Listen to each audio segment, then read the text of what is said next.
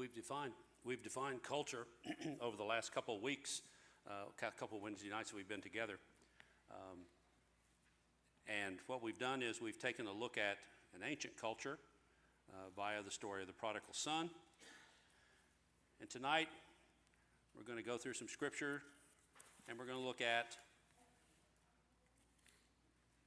the time in each adult's life, each parent's life, when their kids are of an age where they either become the prodigal son or the older son.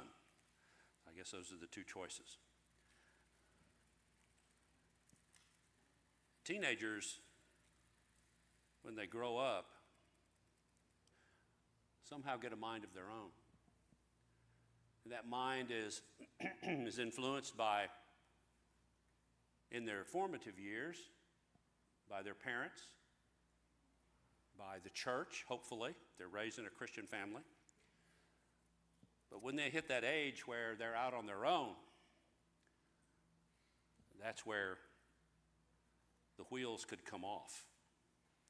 And that's really what we want to talk about for the next 2 weeks, is raising Christian children, or continuing to raise, I guess, Christian children in an atmosphere of the world. Because no matter how much we guard our children, no matter how much we train our children, no matter how much we adhere to Proverbs and raising up a child in the way that he should go, sometimes when they leave home, they do go. And parents have to be prepared, and parents have to know the struggles of other parents, and that's really kind of the reason that we decided to visit this subject, is to help those who are raising kids and those who have already raised their kids to act as advisors to these kids in their formative years. It has always mystified me why those of us who are older don't teach high school, junior high classes where we can talk to these kids and we can give them the benefit of our troubles that we had when we were growing up. Unless you're one of those few fortunate ones who never had any problems when you were growing up. You were that child. I wasn't that child. I was anything but that child. So let's begin by looking in the Old Testament. And these are some names, and this is the 2-week period. This week and next week is the 2-week period where you talk. I've talked for the last 2 weeks, and I'm tired of talking. Now, I have notes up here to talk to get us through to the top of the hour, but I don't want to have to get through these notes. What I want to do is put some ideas out there and let you talk about those ideas. If I said the name of Nadab and Abihu, what's your first thought? They were the sons of who? Sons of Aaron. Therefore, they kept the fire, Leviticus 10, verses 1 through 3. And it is said in Leviticus 10 that they offered what to God? They offered strange fire to God. So in their culture, there was an appropriate way to do things. There was an appropriate socially acceptable or a socially permitted way that you were to worship God. He'd laid that down for them. He had told them exactly how you are to worship, what you wear when you worship, how you come to worship, how you do the worship service, how you sacrifice. He had explained everything. God has never been obsequious. He's never kept secrets from us. He's always been very plain about what he wants us to do, then as now. And so Nadab and Abihu offered strange fire to the Lord. They offered a fire that was not what God wanted. And what was the punishment? They were consumed by God. They were consumed. A lot of other things in the Old Testament, under that Old Testament Mosaic dispensation, sometimes we read these things, especially in Leviticus and in Exodus, and we read some of these things, and also Deuteronomy, some things that really give you cause to pause. And if you look at Exodus 21, verses 28 and 29, it talks about if your ox gores someone, what happens to the ox? It gets stoned. Now what happens to the owner? Nothing. Nothing happens to the owner. Now, if that ox gores someone again, and I'm reminded of these people who let their pit bulls run free and they attack people, if your ox gores someone a second time, the ox and the owner are stoned. That's part of their culture. That's part of what God has laid down for them as part of their social organization. Look at Leviticus 20:27. If you were a necromancer or a medium, what happened to you? You were stoned.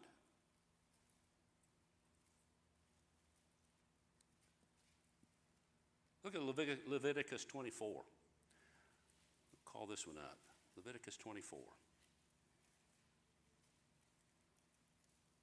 In Leviticus 24, beginning about verse 10, there's a punishment for blasphemy.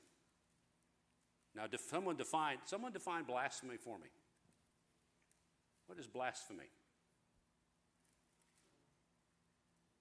Taking whose name in vain? Speaking against God, taking God's name in vain, cursing God. And so we see here in Leviticus 24 that an Israelite woman whose father was an Egyptian, what's the first problem? They married outside of what God had told them, how God had told them to marry. In Leviticus 24th chapter, verse 10, we have an Israelite woman's son whose father is an Egyptian, and they fought in the camp. They aired their dirty laundry out in public where everybody could see it. And the Israelite woman's son blasphemed the name of God, Yahweh, and cursed.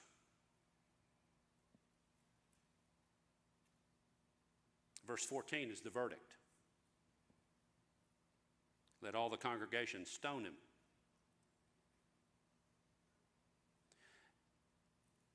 And so whoever curses God's name, verse 15, whoever curses God's name shall bear his sin. Whoever blasphemes the name of God shall surely be put to death. All the congregation shall stone him, the sojourner as well as the native. When he blasphemes the name, he shall be put to death. We've come a long way since then, and not in a good way. I hear people routinely take the Lord's name in vain, as if it's just a part of their vocabulary.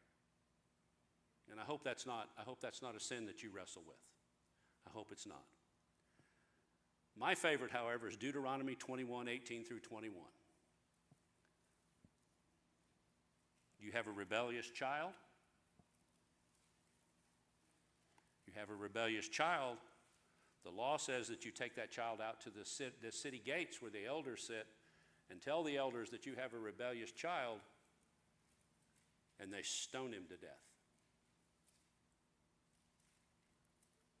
A culture for a different time.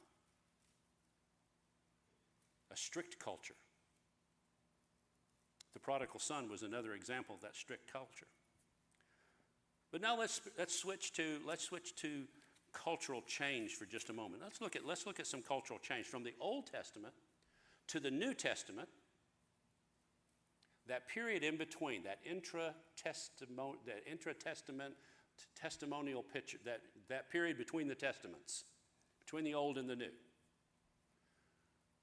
From history, what do you know happened in that period of time between the last verse in Malachi and the first verse in Matthew? What do you know happened in the world at that time? Great changes came about during that period. Great changes in the culture. Great changes in their technology. Great changes in their social organization. Great changes in their religious affiliations and constructs.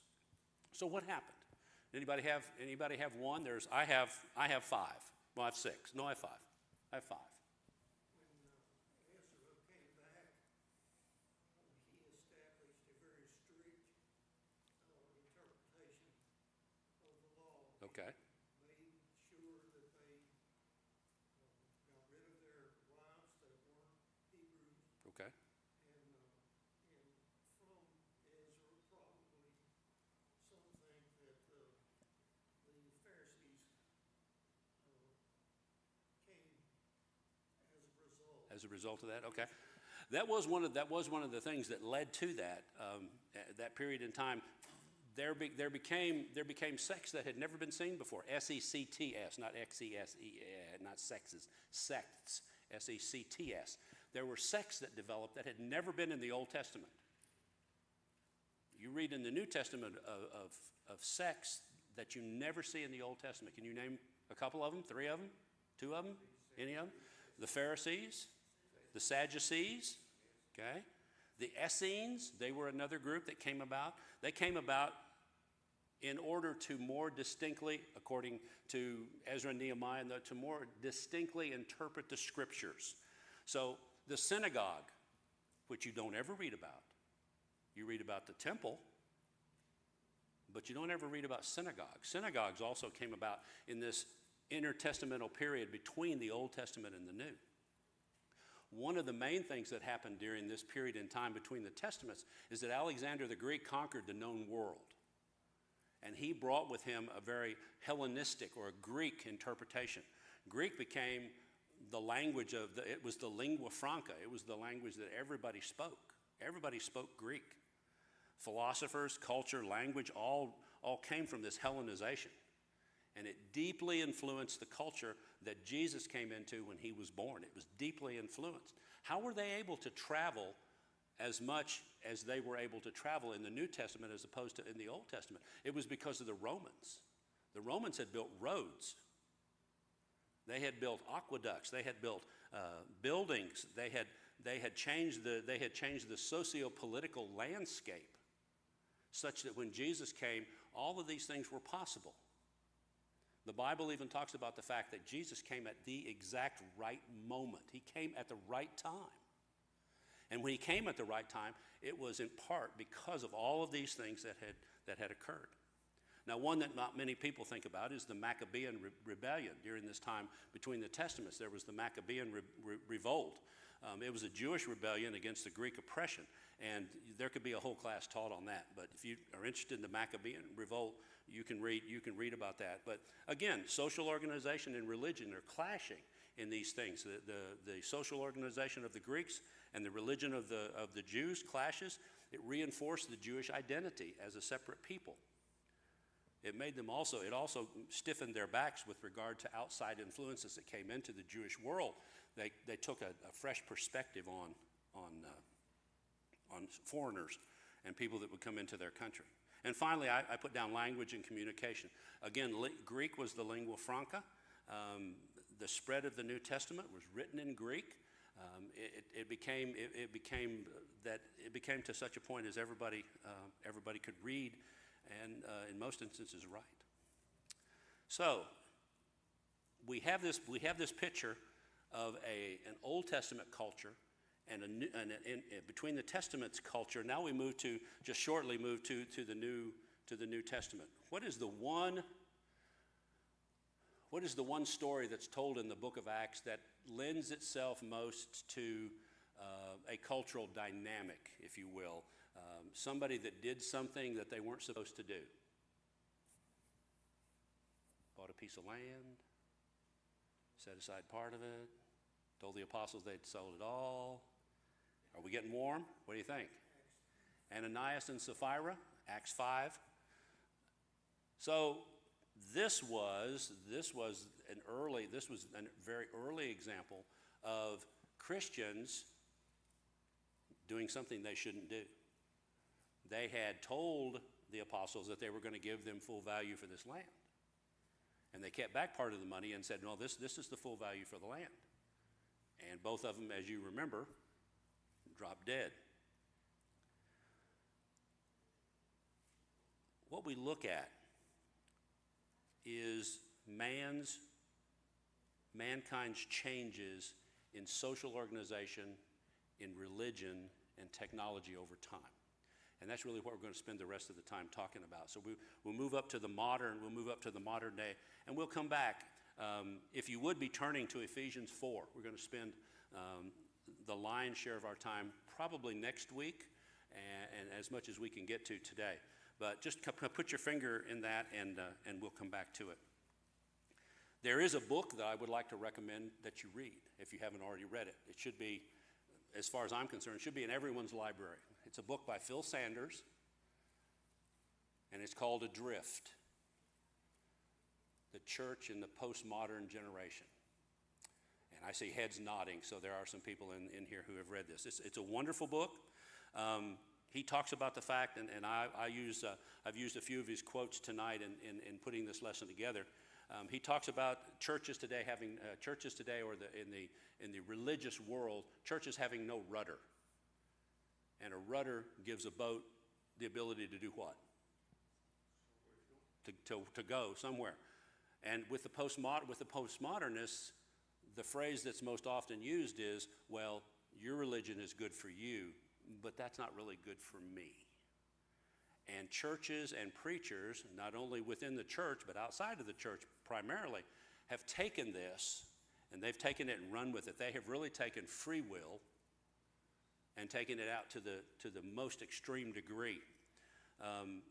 Many of the things that he talks about in the book, in this book, Adrift, talk about the church, these churches today that have no rudder. They're just adrift. They're blown about by every wind of doctrine. You've heard that in Sunday school class. So they hear one thing and they glom onto it because it's new and it's fancy and it's different and it's modern and it's the hip way to do things. And we'll get people we'll fill the pews because we're doing this, even though that might not be something that the Bible has laid out as a plan of worship. God has been very specific about that. Now, there's one thing I want to make really clear. While technology changes, while social organization changes, and while religion changes, the religion of this book never changes. It is the same as it was yesterday. It will be the same as it was tomorrow. God has not given us any new revelation. He has given us sufficient revelation for us to convert the world. We don't need religion to change. But when I talk about religion changing over time, what I'm talking about, and I want to be very clear on this, when I talk about religion changing over time, is it's man's influence. It's man putting his fingers in the pie and changing something that God did not ordain us to change. So the Bible remains fixed. It's unchangeable. It remains the way it was when it was written today. And so if we talk about some of these things, we talk about this, Brother Sanders talks about the fact that there's no rudder on this ship, this religious ship. It also has no anchor. It has no anchor. And for the Christian, what is the anchor of the soul? It's hope. Hope is the anchor of the soul. It's our hope. It's our hope that causes us to live for Christ. And finally, he says they have no North Star. And that North Star is Jesus. They're trying to navigate using something that's not reliable. You can always count on the North Star. You can always count on Jesus. So he talks about all these things in this book, and he talks about a lot of the changes that have occurred in the world with respect to religion, reminding us in John 14:6 that Jesus said, "I am the way, the truth, and the life. No man comes to the Father but by me." That's very plain. But yet as religions change over time, they will tell you there are other ways to get to Jesus. You're just going your way, and I'm going to go mine, and we'll all meet in heaven. Well, no, we probably won't. Because there's one way, and there's one truth. And so as we begin to look at these agents of absolute moral theological freedom, the anything goes church. You can have your religion, and I'm going to have my religion, and you can have your religion. And everything's okay. And there are those out in the religious community that believe that this very day. There are those who believe in absolute theological freedom. They believe in what's called the new hermeneutic. You've heard preachers talk about that, on and on about that. We are to say no to sin, and we're to say no to the devil. We're to use the Bible as our North Star to take us to Jesus. We're to use the Bible as our anchor. We're to use the Bible as the rudder that we use to sail this church toward heaven. There are those out there who feel like that free will is something that you can take advantage of. Free will is something that, for some people, they just refuse to grow up. And as your kids go out into the world, those of you who have children, and this is an older audience, but there will be those who listen to this who have kids. It's so important that they understand these things about the world as they go out into it, because there's a world out there that doesn't care about God. There's a world out there that doesn't care about the Bible. There's a world out there that doesn't care about Jesus or the plan of salvation. And it's incumbent upon us as we go out into the highways and the byways to teach these folks. And sometimes it becomes very difficult because they have a mindset. And we're going to talk a little bit about that mindset as we go on tonight. So, nothing is wrong. Everything is right. It's just the way you want to do it. Your beliefs are your beliefs and mine are mine. This is the group that have what's called the Peter Pan syndrome. They want the respect without doing the work to gain that respect. And so they make changes and they look at things. And what I want to do is spend the remainder of the time that we have together tonight addressing these changes in cultures and how they affect the church. So let's talk first about technology. What is one thing, I'm going to go out on a limb, what is one thing that probably everybody in this audience has either in their purse or in their pocket? A cell phone. My great-grandmother, who lived to be 106, came to Arkansas in 1899 in a covered wagon. She died she was 106, 1899, 1900, I don't know, you do the math. I didn't go to math school. But I was there when she passed away, and she told stories about the first horseless carriage that came to Searcy, Arkansas. Talked about the first horseless carriage. Imagine the changes that she saw in her life. I've seen a man walk on the moon. Now, that may not be a big deal to some of you who are younger, but if you weren't around in 1969, we missed evening church services because my dad thought that was important enough for us to see that was such an event. We missed Sunday evening church services. And maybe it wasn't that important because we could see it now, but I saw it live. And that was something else. The number of changes that you've seen in your life technologically. Would you ever believe that a phone this size contains more power than the first Apollo rocket that went into space? This has more technology built into it than that Saturn I had built into it. Good thing or bad thing? What's the good? What's the good thing about having a cell phone? Okay. I can call and talk to my loved ones around the world. I can reach out to talk to people. I don't have to see it. My granddaughter lives in Minneapolis. She doesn't talk right now, but FaceTime's really nice. So I get to see her walk. I get to see her do all those things that I wouldn't ordinarily be able to see her do.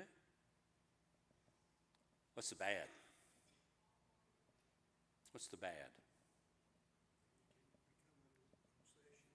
It can become an obsession. It can become an addiction. It can actually become an addiction.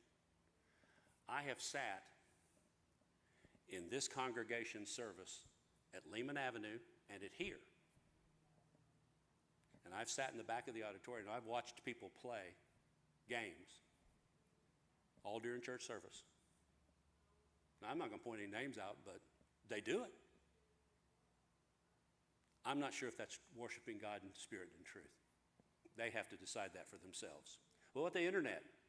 I can get the internet on my phone. I have access to a world. How many of you have used Copilot or any of the AI? Any of the AI things? There's something else. Now, that's a whole different class of talking about that. But let's just talk about the internet. Good or bad? Good or bad? Okay. What's good about the internet? Information at your fingertips. Copilot, I've used it to pull up this list of changes in the world between the Old Testament and the New. I'll be honest with you, I use Copilot. I just ask it, what are some of the cultural changes that took place between the Old Testament and the New Testament? Spit them right out. Didn't take it 30 seconds. I'd probably had 2 weeks of searching through the literature to find that. Found it in 30 seconds. Well, I didn't find it. Copilot found it. That's a good. If we use it in the right way, what's the bad? What's the bad? There's a lot of evil out there. Did you know that prior to the advent of the internet, despite what Al Gore says, prior to the advent of the internet, pedophiles were localized to individual areas, and they had very little contact with pedophiles in other cities. It would be happen chance that they might exchange a mail. That's that thing you put a stamp on and you put it in your mailbox. No? Okay. The internet has allowed them to become interconnected now, where sex trafficking, child trafficking, all of the horrid evils, all through the internet.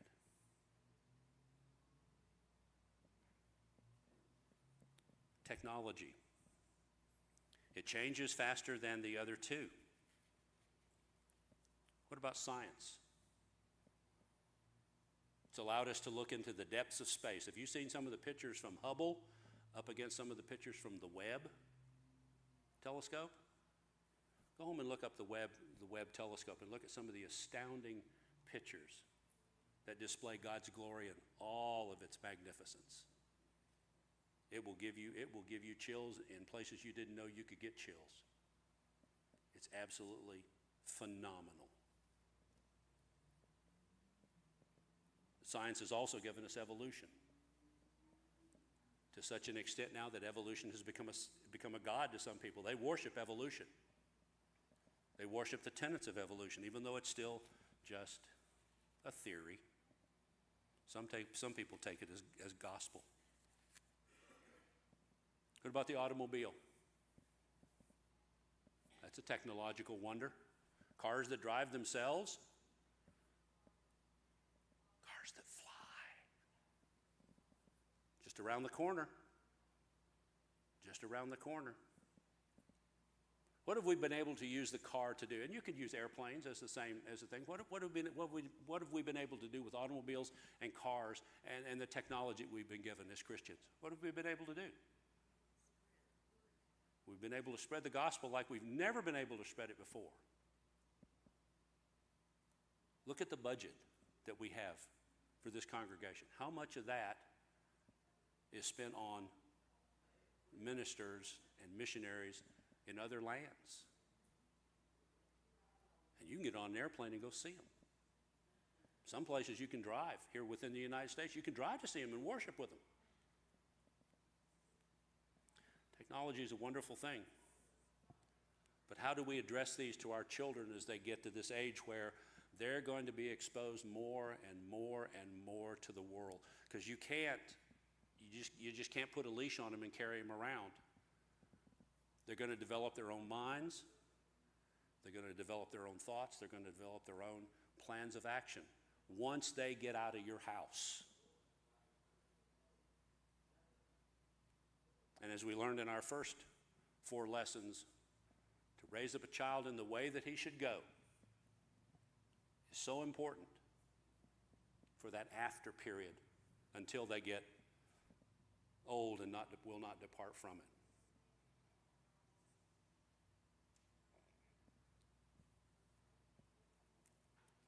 All these cross-cut one another. Technology, social organization, religion. So we looked at something like the phone or the internet. That's a technological piece. How that changes our social organization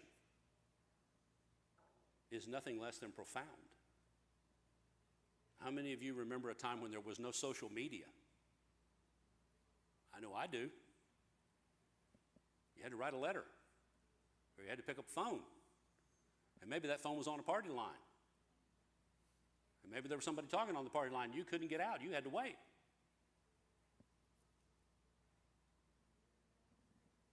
Technology affects our social organization.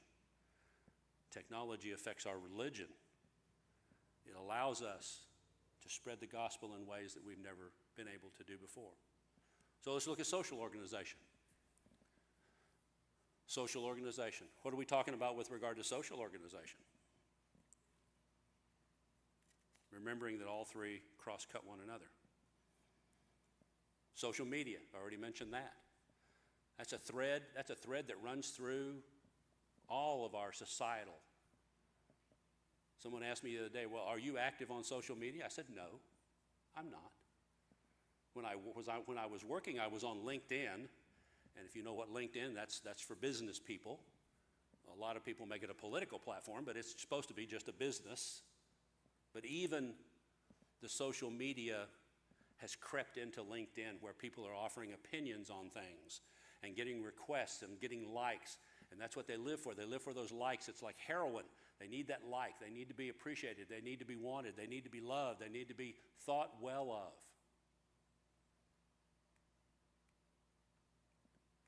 I would maintain a Christian doesn't need that.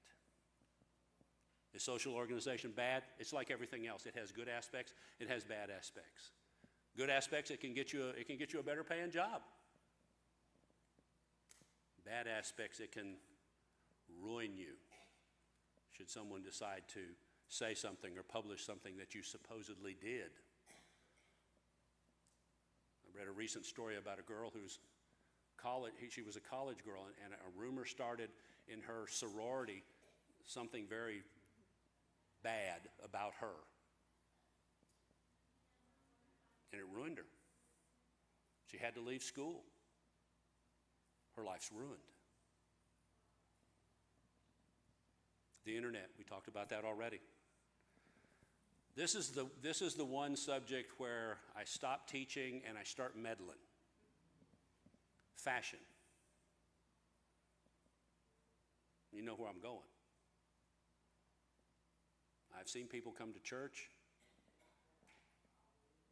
Shouldn't come to church like that. Shouldn't come to church dressed like that. That's all I'm going to say. Apostle Paul said these things ought not be so. Fashion. You have to be popular. You have to be on that cutting edge. You have to be on that bleeding edge of fashion. You got to wear the right clothes, or you're not a part of the group. Do we have cliques at Lehman? Do we have cliques at Lehman? I'd say we do. I know I'm not a part of any of them, but I'm sure there are some out there. I've seen them. People who only talk to certain people. You walk by, they may say hi to you, but 9 times out of 10, they just ignore you. They'll just walk right by you. That may not be a clique. They just may be having a bad day.